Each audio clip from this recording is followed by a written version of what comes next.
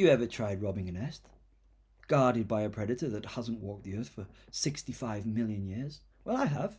It involves Papua New Guinea, a nest of leathery eggs the size of rugby balls, and a mother pterosaur who very much disapproved of my career choices.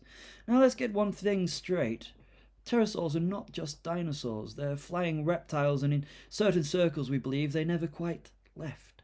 Reports from New Guinea, the Congolese swamps, even South America describe thunderbirds, ropen and sky serpents with wingspans wider than Spitfires. The mission?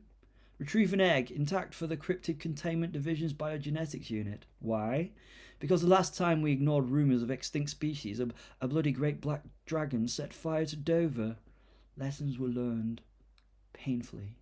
We trekked 3 days through the Papuan highlands, leeches, rain, mosquitoes the size of fighter pilots. Then we saw it, a nest wedged into a limestone cliff, steaming in the night air, eggs glowing faintly as though charged by the moon itself.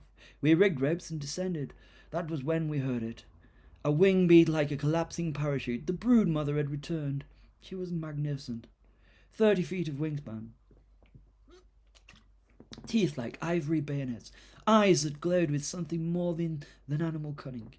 And then she screamed. Imagine every foghorn on the Thames going on off inside your chest. One chap, Jenkins as usual, dropped his rope and dropped his drawers. Still swears he beat the land speed record on the way down. But we had the egg, one perfect, leathery marvel of ancient DNA. Then of course she noticed. Talons the size of sabres lashed past my ear. A blast of air knocked 2 men clean off the ledge. Miraculously, they landed in something wet that wasn't fatal, but would take a while to wash off. The pterosaur, however, wasn't finished. Now, Spitfires taught me one thing: never try to outfly something with bigger wings. So we went downhill, fast through brambles, streams, one poor devil straight into a hornet's nest, and yet clutching that egg like the crown jewels. We made it to camp. Barely. The egg arrived at the lab intact. Inside, the DNA was viable, which is a very posh way of saying yes, in theory we could hatch it. And then what? Jurassic Park in Kent? Pterosaur patrols over Birmingham? You can see why we need to keep this quiet, can't you? Here's the part that unsettles me most. The eggshell wasn't new. Carbon dating suggested that it was reused, as though these creatures have been laying in those cliffs for thousands of years, uninterrupted, unseen, breeding and watching.